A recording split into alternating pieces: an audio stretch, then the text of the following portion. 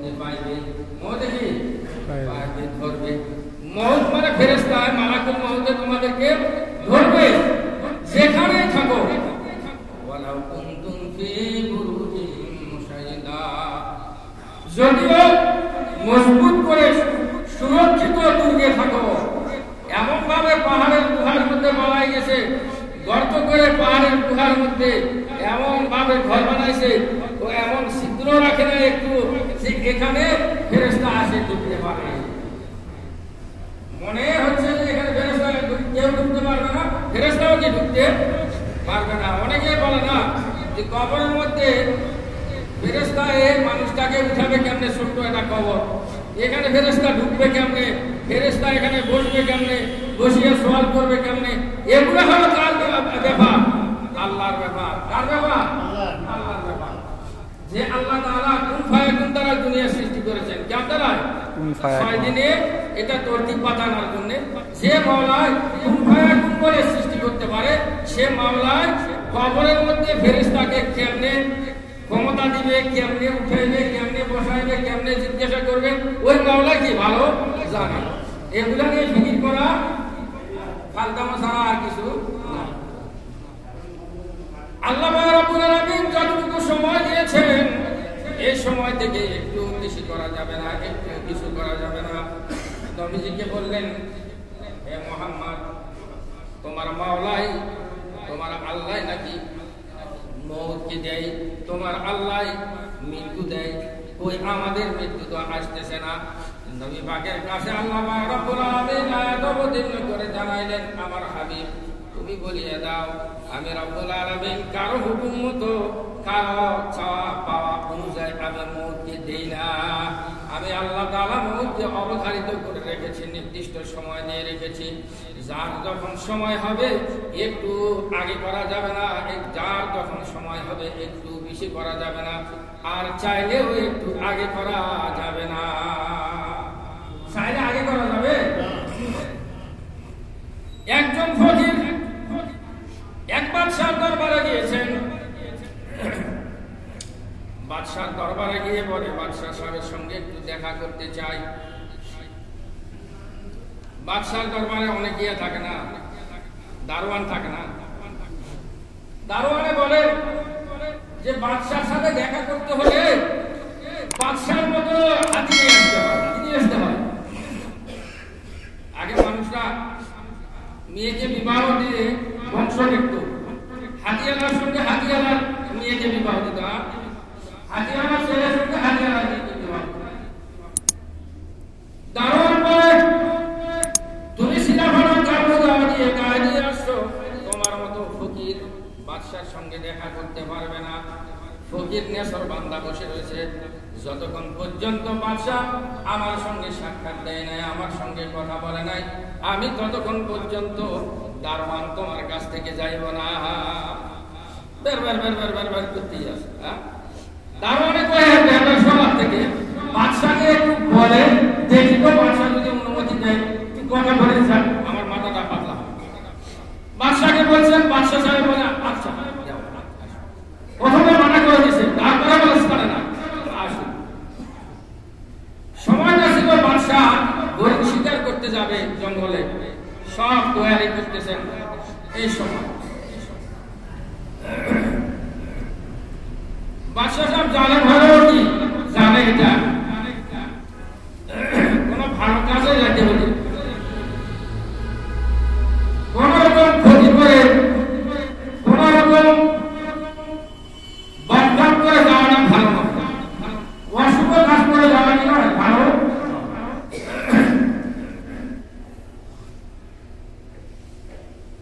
বাদশাহ সাহেব দারোয়ানকে বললেন, আসতে দাও। ওই ফকিরকে ডাকা হলো, ফকির যায় বলেন, বাদশাহ সাহেব আমি একটু আপনার সঙ্গে কথা বলতে চাই। বাদশাহ সাহেব বলেন, ফকির আমার সঙ্গে কোনো কথা নাই, আমি কোনো কথা বলি না তোমাদের মতো মানুষের সঙ্গে। ফকির বললেন, বাদশাহ রে, তোমারও যেমন আল্লাহ তাবারকা তাআলা দুইটা চক্ষু দিয়েছেন, তোমারও যেমন একটা মুখ দিয়েছেন, দুইটা নাকের ছিদ্র দিয়েছেন, দুই হাত দুই পা দিয়েছেন, আল্লাহ রাব্বুল আলামিন আমাকেও এরকম বানাইছে। তোমাকে ধন্য বেশি দিয়েছে, কিন্তু আমাকে একটু কম দিয়েছে। আমাকে ফকির বানাইছে, কিছুই দেয় নাই। এটা হলো রব্বুল ইজ্জাতের হাদিস। আল্লামা রাব্বুল আলামিন হাদিসে মুবারাকের মধ্যে এসেছেন, আল্লাহর হাবিব সাল্লাল্লাহু আলাইহি ওয়াসাল্লাম ফরমান, ইয়ারফাউ মিজানা ওয়া ইয়াখুদু। আল্লাহ তাআলা দাড়িপাল্লাকে কাহার জন্য উঁচু করে আর কাহার জন্য নিচু করে। উঁচু করে নিচু করে মানে ওই যে কাহাকে যাকে বন্ধ দিছে দাড়িপাল্লা তার জন্য কি হারা? মাল থাকলে দাড়িপাল্লা হারা না, মাল না থাকলে দাড়িপাল্লা কি? কাহাকে আল্লাহ তাআলা মাল দিয়েছেন, ধন দিয়েছেন, টাকা পয়সা দিয়েছেন, আর আমার কাউকে আল্লাহ তাআলা দেন নাই। শুধুমাত্র এতটুকু পার্থক্য। বাদশা সাহেব বলেন যে আমার যদি মনে মনে বলেন, আমার যদি হরিণ শিকার করার সময়টা না হইতো তাহলে তোমার আমি বলিদান দিতাম। কি দিতাম? বাদশা সাহেব বললেন ঠিক আছে, আপনি ফকির সাহেব আপনি যান, এখন আপনার সাথে পরে কথা আছে। কখন হবে? পরে, আমি একটু স্বীকার করে আসি। তো বুঝ দিলেন, বুঝ দেওয়ার পরে ফকির গিয়ে দাঁড়িয়ে দিলেন। বাদশা সাহেব একেবারে ঘোড়া ঘোড়া নিয়ে বন্দুক নিয়ে ছুটছেন। পথের মাঝে ফকির ডাক দিয়ে বলে, বাদশা সাহেব আপনার সাথে আমার কথা আছে। বাদশা সাহেব বড় আনন্দিত হলেন, আমার ধৈর্য ধরলেন, বললেন ঠিক আছে আমি সফর থেকে ঘুরে আসি। বাদশা সাহেব আস্তে করে জঙ্গলের মধ্যে গেলেন, যায় হরিণ শিকার করার জন্য বসে গেছে। লোকবাসীদেরকে হরিণ শিকার করার জন্য জঙ্গলের চতুর্পাশে সেটিং করে দিয়ে বাদশা সাহেব ঘোড়ার পিঠে বসে হরিণের দল আসতেছে। ঘোড়ার বন্দুকের ঘোড়া টানার জন্য চেষ্টা করতেছেন, রেম করতেছেন।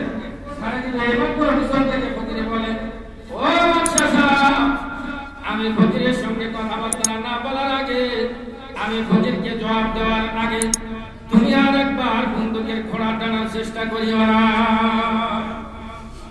বাদশাহ এমন গরম, কয়টা পরে আসতে স্বীকার করে ঘোড়া পিঠে গেল, মারগা ফল মারগা নামিয়া পিছন দিকে দেখে ফকির তো শীতল চেহারা এক হয়ে আছে। ওই ফকির কিন্তু এমন পোশাক পরিধান করে রয়েছে, আমি বাদশাহ দেখে নাই, আমার বান্দারা ছোট্ট গোষ্ঠীও দেখে না। কি করে না? দেখে না। এজন্য আমরা অনেক সময় ফকির বেশি অনেক মানুষরা আছে, কদর করি কদর করি। আল্লাহ হাবিব সাল্লাল্লাহু আলাইহি সাল্লামকে আল্লাহ তাআলা শিক্ষা দিতেছেন, ফকিরকে ধমক দিও না। নবীকে ধমক দিত, ধমক দিত না, উম্মতকে শিক্ষা দিল। কাকে? উম্মতকে শিক্ষা দিল। সুতরাং ফকিরকে ধমক দেওয়া যাবে না। পকেটে যা আছে যৌতুর বাড়ি সাহায্য করি, যৌতুর বাড়ি সাহায্য করি, না বাড়ি বলে আমার কাছে। ফকির বলে বাদশা, আমি কোন ফকির নাই বাদশা, আমি দুনিয়ার মধ্যে মানুষের জান খরচ করি, মালাকুল মউত। বাদশা সাহেব ডরাই গেল, পাগলের মতো আতঙ্কিত হয়ে বলে, আমি বড়ই ভুল করেছি। আপনার মতো আমার অনেক মানুষদেরকে আমি জুলুম করে কতল করে দিয়েছি, শেষ করে দিয়েছি, মারে ফেলে দিয়েছি। বন্দুকের গলা ঘুরাই মার দিতাম। হে মালাকুল মউত, আমাকে মাফ করে দাও, আমাকে একটু সময় দাও। মালাকুল মউত বলে, আল্লাহ রাব্বুল আলামিনের যখন সময় হয়, ইদা জা আজালুহুম ফালা ইস্তাখিরুনা সাআতাও ওয়ালা ইস্তাকদিমুন। যখন আল্লাহর মউত আসে যায়, মউতের নির্ধারিত সময় আসে যায়, আজান মানে সময়, তখন একটুও পিছিয়ে করা যায় না, একটুও সময় না আগে করা যায় না, একটুও পিছিয়ে করা যায় না। এটা কার হুকুম? আল্লাহর হুকুম। বাদশা সাহেব পাগলের মতো হয়ে গেল। আল্লাহ রাব্বুল আলামিনের হুকুম যখন হবে তখনই তোমাকে নিয়ে যাব, আর সামান্য সময় বাকি আছে। মালাকুল মউত কে বলে, মালাকুল মউত আমাকে কিছু সময় দাও, আমার রাজ্যে ফিরে যায়, একটু মাপ নিয়ে আসি। মালাকুল মউত বলে ও কারবার নেই চলতা, ও কারবার নেই চলতা, ওই কারবার চলে না। মালাকুল মউত আসলে বলে না, পড়ে না, চোখের পলক কি তোমার রূপে চলো, করবে কেমনে? ফেরেশতা তো নূরের সৃষ্টি, ঝলঝল ঝলঝল করে চলে। আর একজন ফেরেশতার সামনে আসলে আসমান জমিন থেকে যায়, তোর চোখের পলক ফিরানোর আর সময় আছে? তারফাতুল্লাহ নে জাহাবার হামজুনা কসনামিয়া রাদকে আজা তামজুনা। কবি শেখ ফরিদউদ্দিন আজহার রাহমাতুল্লাহ আলাইহি বলেন, যখন তোমার কাছে মউত আসবে, যখন কি আসবে? মউত আসবে, মালাকুল মউত আসবে, চোখ ফিরানোর মতো কোনো ক্ষমতা থাকবে না, চোখের পলক ফিরানোর ক্ষমতা থাকবে না, চোখের পলক ফিরাতে দিবে না, কোন ব্যক্তির শক্তি নাই। সে জায়গার মধ্যে মালাকুল মউত আসছে তাকে নেওয়ার জন্য, জান কবজ করার জন্য, সে জায়গার মধ্যে আটকায় রাখতে পারে আল্লাহ তাআলা এরকম ক্ষমতা কাউকে দেয় নাই। শুধু নবীজিকে দিয়েছিলেন যে আপনি বললে নিয়ে যাব, আপনি না বললে নিয়ে যাব না। তো ওইদিকে যাচ্ছি না, ওইদিকে আরেকদিন বলবো। আসলে মউতের পরে আমাদের উপরে জানাজা নামাজ পড়া আর দফন করা কি ফরজে কিফায়া। হাদিস শরীফের মধ্যে আসছে, যে ব্যক্তি মাইয়াতের জানাজা পড়লো, আল্লাহ তাআলা তাকে 1 কিরাত সওয়াব দিল, তার জন্য 1 কিরাত সওয়াব। 1 কিরাত মানে মিসলু উহুদিন, উহুদ পাহাড়ের সমান সওয়াব পাইলো। আর যে ব্যক্তি দাফন শেষ করলো, দাফন করার পরে গেল, আল্লাহ পাক রব্বুল আলামিন তার আমলনামায় আর 1 কিরাত সওয়াব দিল, অর্থাৎ সে 2 কিরাত সওয়াবের মালিক হলো। আল্লাহ রাসূল সাল্লাল্লাহু আলাইহি সাল্লামকে জিজ্ঞাসা করলেন কিরাত কি? নবীজি বললেন মিসলু উহুদিন, এক পাহাড়ের, উহুদ পাহাড়ের সমান সওয়াব, উহুদ পাহাড়ের সমান সওয়াব। কি পাহাড়? উহুদ পাহাড়ের সমান সওয়াব। তো যখন ইন্তেকাল করে একজন মুসলমান আরেকজন মুসলমানের উপরে ফরজ তাকে কি দেওয়া? জানাজা পড়া, কাফন দাফন দেওয়া। কি দেওয়া? কাফন দাফন দেওয়া। এই কাফন দাফন দেওয়াটা কার তরিকায় হবে? রাসূলের তরিকায়। কার তরিকায়? প্রধানমন্ত্রীর তরিকায় বলছেন, ইয়া বাদশা সালমানের তরিকায় বলছেন, কার তরিকায় বলছেন? বলছেন নবীজির তরিকায়। বিসমিল্লাহি ওয়া আলা মিল্লাতি রাসূলিল্লাহ বলেন না, বলি কিনা? দাফন দেওয়ার সময় মুখে বলতেছি নবীজির তরিকায়, কি করতেছি? রাখতেছি, কিন্তু কাজে করতেছি কার তরিকা? নবীজির তরিকায় নয়। কত বলবো না, আমাদের ব্যয় নয়, ব্যয় নয়। আল্লাহর হাবিব সাল্লাল্লাহু আলাইহি ওয়াসাল্লাম হযরত উসমান রাদিয়াল্লাহু তাআলা আনহু হতে বর্ণিত, আল্লাহর হাবিব সাল্লাল্লাহু আলাইহি ওয়াসাল্লাম দফন থেকে ফারেক হলেন। কার থেকে? দফন থেকে, মাইয়াতকে কবর দেওয়া থেকে ফারেক হলেন। ফাকারা ওয়াকাফা আলাইহি, কবরের পাশে দাঁড়াইলেন। হাদিস ফাকারা ইস্তাগফিরু লি আখিকুম, নবীজি সাহাবায়ে কেরামদেরকে বললেন, ও আমার সাহাবারা, তোমাদের ভাইয়ের জন্য তোমরা ইস্তেগফার করো, আল্লাহর কাছে মাফ চাও, আল্লাহর কাছে পানা চাও। আল্লাহর কাছে কি চাও? মাফ চাও, ইস্তেগফার করো। ওয়াসালু লাহু তাসবিতে, আর আল্লাহর কাছে চাও যেন সে অটল থাকতে পারে ঈমানের উপরে। কার উপরে? ঈমানের উপরে। যে ঈমান এনেছিল, ঈমানের কাজ কি ছিল, এই ঈমানের উপর যেন অটল থাকতে পারে। আল্লাহর কাছে কি চাও? তার জন্য অটল থাকার দোয়া চাও। ফাইন্নাহু আল্লাহ ইসআলু, কেননা এখনই তার কাছে প্রশ্ন করা হবে। কবরের মধ্যে প্রশ্ন করা জানেন না? তো নবীজি দোয়া করতে বলছে কখন? দফনের পরে। কখন? দফনের পরে। এখন অনেক ভাইরা বলে দফনের আগে একটু করে মুখতাসর দোয়া করে দেই না, মুখতাসর দোয়া করে দেই না। দলিল কি পেশ করেন? হযরত ওমর রাদিয়াল্লাহু তাআলা আনহু শহীদ হয়ে গেছেন, খাদ্যের মধ্যে রাখছেন, সাহাবায়ে কেরামরা আসিয়া নিজে নিজে দোয়া করতেছেন। হাত তুলে দোয়া করার কথা নয়, নিজে নিজে দোয়া করতেছেন। বুখারী শরীফের রওয়ায়াত, এটা হলো ওদের দলিল। তো উমর রাদিয়াল্লাহু তাআলা আনহু ইন্তেকালের খাটলির মধ্যে রয়েছেন, সাহাবায়ে কেরামরা আসে দোয়া করছেন। দোয়া করবেন, অসুবিধা কি? একজন ভাই মারা গেলে আমরা দেখতে গেলে দোয়া করি না, হাসি নাকি? খাটলির মধ্যে আসে মারা গেছে, আমরা তো দোয়া পড়ি, আল্লাহ মাফ করো, আল্লাহ আমার ভাইকে মাফ করে দাও, আমরা বলি কিনা? এই দোয়া সাহাবায়ে কেরামরা করছে। এই দোয়া নিয়ে নবীজির তরিকা, নবীজি দফনের পরে দোয়া করছেন হাত উঠায়া। আর নবীজির তরিকার খেলাফ এই হাদিস দিয়া যদি করতে চায়, কত বড় জাল্লাত দেখছেন। নবীজি বলছে দফনের পরে, তারা বলেন না না, ওরা করছে তালি তালি দিয়ে জোড়া দিয়ে, আমরাও করবো আগে। আমরা করবো কি আগে? আরো দলিল দেন। হযরতে আবু হুরায়রা রাদিয়াল্লাহু তাআলা হতে বর্ণিত, আবু হুরায়রা রাদিয়াল্লাহু তাআলা বলেন, আমি নবীজিকে বলতে শুনিয়াছি, ইযা সাল্লাইতুম আলাল মাইয়িতি ফাখলিসু লাহু দুআ। আমি নবীজিকে বলতে শুনিয়াছি, তোমরা যখন নামাজ পড়বে মাইয়িতের উপরে, কিসের নামাজ? জানাজা নামাজ পড়বে, ফাখলিসু লাহু দুআ, তার জন্য তোমরা খাস করে দোয়া করো, খালেস নিয়তে দোয়া করো, খালেস নিয়তে দোয়া করো। কখন করবে? যখন নামাজ পড়বে। নামাজ পড়বে যখন কি করবে? নামাজ পড়বে। নামাজ পড়ার সময় দোয়া করতে বলছে। সে দোয়াটা কি? সাহাবায়ে কেরামরা দেখে দিয়েছেন।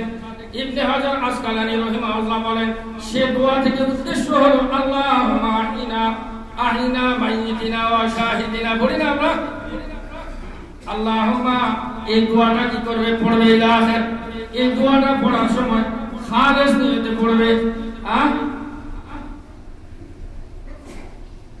আল্লাহুম্মা হাইয়িনা ওয়া মাইয়িতিনা, এই দোয়াটা কি করবে? খালেস নিয়তে মাইয়িতের জন্য পড়বে। ইবনে হাজার আসকালানী রাহিমাহুল্লাহ বলেন, 3 নম্বর তাকবীরের পরে যে দোয়াটা পড়া হয়, এই দোয়াটা ভালো করে পড়বে। কি করে? ভালো করে খালেস নিয়তে পড়বে। তাহলে আসেন, আল্লাহ তাআলা ফরমান, ইযা ক্বারাতাল কুরআনা ফাস্তাইজ বিল্লাহি মিনাশ শাইতানির রাজীম। যখন তোমরা ইযা ক্বারাতাল কুরআনা, যখন তোমরা কুরআনুল কারীম পড়বে, কে বলতেছেন? আল্লাহ বলতেছেন, তখন আউযু বিল্লাহি মিনাশ শাইতানির রাজীম পড়বে। তো আউযু বিল্লাহি মিনাশ শাইতানির রাজীম পরে পড়বেন না, পড়ার পরে না পড়ার আগে? তো যখন তোমরা পড়বে, পড়ার আগে পড়বে। কখন? পড়ার আগে। আমি বললাম যখন তুমি ভাত খাবে ভাই, আমার কথা একটু খেয়াল রাখিও। তো আমার উদ্দেশ্য কি ছিল? ভাত খাওয়ার সময় যখন ভাত খাবে, তখন আমার কথা একটু কি করবে? খেয়াল করবে। এখন যদি কেউ বলে ভাত খাওয়ার সময় খেয়াল নয়, ভাত খাওয়ার পরের খেয়াল হলো। নবীজি বলতেছে যখন নামাজ পড়বে, জানাজা নামাজ, ওই জানাজা নামাজের মধ্যে কি করবে? খেয়াল দেয়া দোয়া করবে খালেস নিয়তে। আর জানাজা নামাজ ফকওয়ার সকল কিতাবের মধ্যে এসেছে, সবাই কিতাবের মধ্যে জানাজা নামাজ হলো মাইয়িতের জন্য একটি দোয়া। সেজন্য কি নাই রুকু সিজদা নাই, রুকু সিজদা আছে নাকি? আসসালাতু লিহাদাল মাইয়িত, এই নামাজটা হলো মাইয়িতের জন্য। নামাজটা কার জন্য? মাইয়িতের জন্য। কি পুরোটা দোয়া।